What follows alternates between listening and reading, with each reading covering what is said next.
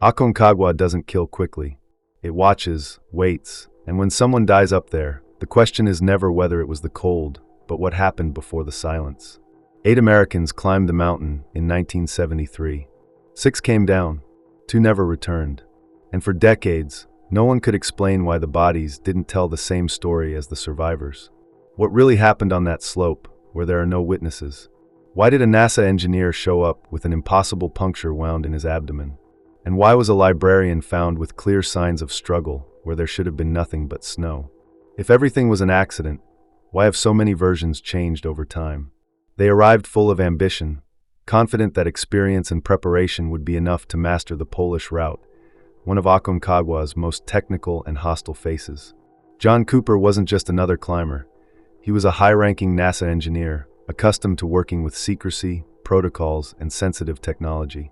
Janet Johnson, on the other hand, seemed out of place on paper, but not in endurance, a Denver librarian whose physical capacity surprised even the veterans in the group. At base camp, camaraderie still existed, but there was already something strange about the way Cooper reviewed equipment that wasn't in the official planning. As altitude increased and oxygen disappeared, the mind began to fail before the body. At Camp 2, Bill Zeller's first controversial decisions created fissures that would never close again. Discussions about route and leadership stopped being technical and became emotional. Some members reported a constant feeling of being watched, even with no one around but the group. At Camp 3, above 19,685 feet, the storm arrived without warning. The world became a white void, and the notion of time dissolved. It was in this scenario that John Cooper died, at least according to the survivors. The initial version said he simply collapsed, sat in the snow, and never woke up. A common ending at high altitudes. A convenient ending. But when Argentine rescuers reached the body days later, they found something the mountain doesn't produce on its own. There was a deep hole in Cooper's abdomen, cylindrical and directional, too clean for a fall, too precise for an accident. No sharp rocks nearby. No damaged equipment with compatible blood. The injury appeared applied, not suffered. The initial autopsy tried to soften the finding, but the detail remained on record. And details, when they survive the ice, tend to destroy official versions. While investigators tried to understand how a man dies like this at over 19,685 feet, Janet Johnson disappeared. According to the group, she had wandered off during the storm and been swallowed by the glacier. The searches lasted only a few days, too quick and ended too soon. Janet became a statistic, until the mountain decided to return her. 2 years later, the ice gave way. Janet's body emerged almost intact, preserved like a time capsule. And it was there that the story began to crumble completely. Hematomas concentrated on the face, multiple impacts to the back of the head, no pattern compatible with a single fall or dragging through snow. This wasn't a mountaineering accident. This was violence. Janet's hands told even more. Microscopes revealed classic defensive signs, as if she had tried to protect her face repeatedly. Something that doesn't match someone disoriented by a storm, but matches someone who saw danger head-on. The autopsy was quick, silent, and filed away hastily. Common was the American authorities' interest in closing the case immediately. During that same period, expedition documents showed extra weight transported without clear justification. 33 pounds of electronic equipment described only as meteorological instruments. For specialists of the time, that made no sense, but for analysts decades later, it made perfect sense. Aconcagua wasn't just a mountain. It was a perfect strategic point during the Cold War. If Cooper was there to install something that shouldn't exist, and if Janet realized it, the mountain ceased to be the biggest risk. The threat became human, and humans, when pressured to the limit of survival, make irreversible decisions. If you've made it this far, you've already understood that this story isn't about climbing. It's about silence, power, and what people are capable of doing when they believe no one will ever find out. To continue following every piece of evidence the ice hasn't finished revealing, subscribing now ensures no update goes unnoticed. Those who subscribe don't just watch, they participate in the investigation. Turn on notifications, because the next detail changes everything.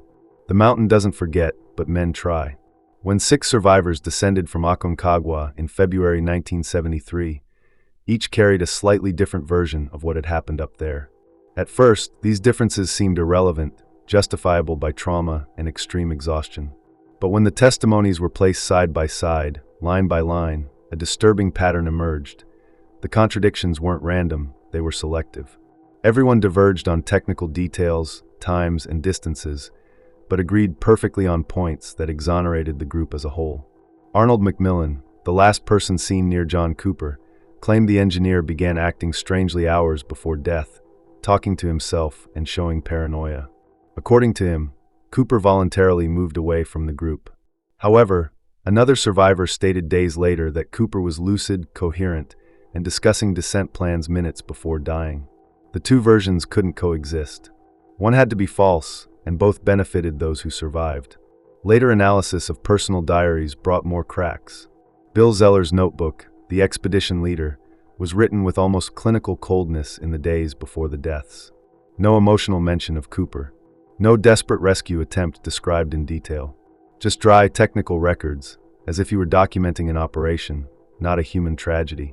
Janet Johnson's name appears for the last time as a marginal note, without narrative weight, as if she were already discarded before even disappearing. When Argentine investigators revisited Cooper's autopsy reports with modern technology, what was once suspicion became near certainty. The abdominal puncture went through tissues in a linear fashion, without deviation, indicating muscle control and intention at the moment of impact. There were no defensive signs on his body, suggesting the blow was unexpected, perhaps applied by someone he trusted. At high altitudes, trust is absolute. No one sleeps fearing their rope partner. The reevaluation of Cooper's skull revealed another disturbing detail: a microfracture at the base of the occipital bone, compatible with precise impact, applied after or immediately before the abdominal puncture. It wasn't an uncontrolled fall. It was a sequence. Forensic science doesn't see stories, it sees patterns. And the patterns pointed to silent execution, not physical collapse. Meanwhile, Janet Johnson's case became even harder to ignore. The three-dimensional reconstruction of her skull, done decades later, showed three distinct impact vectors, in three directions, 3 moments. There was no way the mountain could cause that alone. Additionally, small abrasions on her left forearm indicated restraint, as if someone had held her arm forcefully. It wasn't a fall. It was confrontation. The survivors claimed Janet was too weak to continue and insisted they go on without her. But post-mortem muscle exams showed she still had sufficient physiological reserves to walk for hours. She wasn't left behind due to exhaustion. She was separated, and separations in extreme environments are rarely accidental. The silence that followed the group's return to the United States was almost absolute. None of them climbed together again. None wrote books. None sought public tributes to the dead. Forensic psychologists who analyzed rare and fragmented interviews noted a classic pattern of scripted memory. Repeated phrases, identical pauses, emotions always arising at the same points in the account, as if everyone had learned the same story, not lived the same experience. It's at this point that conspiracy theory stops being fantasy and begins to rest on documents. Records obtained decades later indicate Cooper worked on projects related to low-frequency communication and remote monitoring.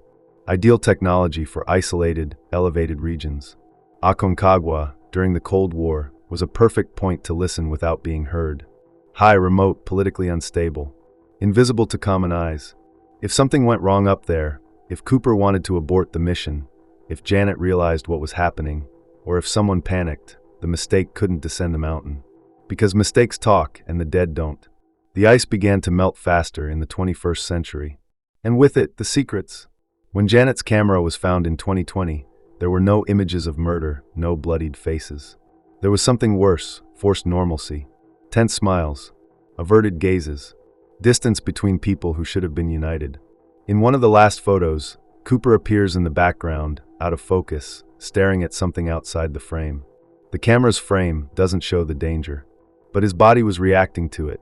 Behavioral analysis experts pointed out that expression wasn't diffuse fear. It was recognition, as if he had understood too late that the threat wasn't coming from the mountain. If you think this story ends here, it's because you haven't yet seen what the ice started returning after that. The next piece of evidence completely shifts the axis of investigation and puts the survivors at the center of something impossible to deny. The thaw doesn't reveal everything at once. It chooses the moment. And when the third wave of evidence began to emerge, it became clear that Aconcagua wasn't just returning bodies, but reconstructing a crime scene that had been dismantled with almost surgical care 50 years earlier. In 2022, an Argentine glaciology team found fragments of synthetic material stuck between newly exposed rocks below the point where Janet Johnson had been located in 1975. At first glance, they looked like common rope remnants. But laboratory analyses showed something impossible to ignore. Human fibers mixed with nylon, trapped by microfractures caused by extreme traction. That rope hadn't just supported weight. It had been used in a moment of violent stress. When the fragment underwent genetic testing, the detail emerged that definitively broke any remaining defense. The DNA found there didn't belong to Janet Johnson or John Cooper. It belonged to a third person, someone who was physically close, in direct contact, at the exact moment the mountain swallowed the silence. Official expedition records indicated only 8 members. No subsequent rescue reported the presence of third parties. No local guide was listed at that altitude. But biological material doesn't lie. Either there was someone else up there, or one of the survivors lied about where they were and when. Digital reconstruction of the route described by survivors showed glaring inconsistencies. The points where bodies were found don't align with the logical progression of chaotic escape caused by a storm. On the contrary, they form a pattern of deliberate dispersion, as if the bodies had been moved to difficult access locations, taking advantage of the perfect justification of bad weather. In extreme environments, nature becomes an involuntary accomplice. Analysis of Janet's injuries gained a disturbing new chapter when specialists noticed microscopic linear marks on the side of her skull, visually invisible. These marks corresponded to contact with a serrated metal object, applied in controlled movement. It wasn't a rock. It wasn't ice. It was a tool that was part of the team's standard equipment. The survivors always insisted no one argued seriously during the expedition. But Janet's photographs, analyzed frame by frame, tell another story. Body distance between some members grows progressively in the final days. In one specific image, Janet appears isolated, slightly behind the group, while 2 men talk ahead, with their bodies turned away from her. It's not a casual composition. It's exclusion. Psychologists specialized in extreme group dynamics point out that in limit survival situations, a phenomenon known as progressive moral rationalization emerges. First, someone becomes a risk, then an obstacle, finally, a problem to be solved. When this happens, violence stops being impulsive and becomes logistical. John Cooper's case reinforces this reading. The instrument that punctured his abdomen wasn't used in desperation. The angle of the blow indicates he was in a stable position, probably on his back or lateralized. There was no prolonged struggle. There was surprise and trust broken in a single second. Partially declassified documents in 2019 show Cooper had expressed ethical concerns in internal memos weeks before the trip. He questioned the use of civilian missions as cover for sensitive military activities. Nothing in these documents explicitly mentions Aconcagua, but the timing is impossible to ignore. If he decided to interrupt something up there was no room for dissent in that environment. Janet Johnson, in turn, had no political or military involvement. Precisely because of that, she was dangerous. She had nothing to gain from silence. People like that don't make pacts. They tell what they saw. The survivors' behavior after returning reinforces this hypothesis. None of them attended Janet's funeral. None maintained close contact with Cooper's family. All changed cities or professions in the following years. Common moves for those who want to start over or quietly disappear. In rare interviews given decades later, when asked about Janet, survivors showed strange emotional lapses. Not sadness, not open guilt, but defensive irritation. A classic sign of someone who fears the wrong question will be asked. And every time that question got too close, the conversation ended. The mountain continued its silent work. Equipment began to surface. A carabiner deformed by impact, a piece of fabric with a tear pattern incompatible with wind. Small fragments that, in isolation, could be ignored, but together, form a narrative impossible to contain. Today, investigators work with a clear line. John Cooper died first. Janet Johnson saw something she shouldn't have, and someone made the decision to ensure she wouldn't descend alive. Not out of hatred, not on impulse, but by calculation. If you think this is just a theory, wait until you see what meteorological data crossed with historical satellite images reveals about the night Janet got lost. Because on that specific night, the storm that would justify everything simply didn't exist. And that's where the story stops being suspicion and becomes accusatory. Don't stop here. The most shocking evidence is about to be revealed. Evidence that can't be explained away, can't be justified, and points directly to what really happened on that mountain. The camera that survived 50 years of ice is about to speak. Subscribe now and turn on notifications so you don't miss part 2, where everything you thought you knew gets turned upside down. The truth has been frozen long enough. See you in part 2.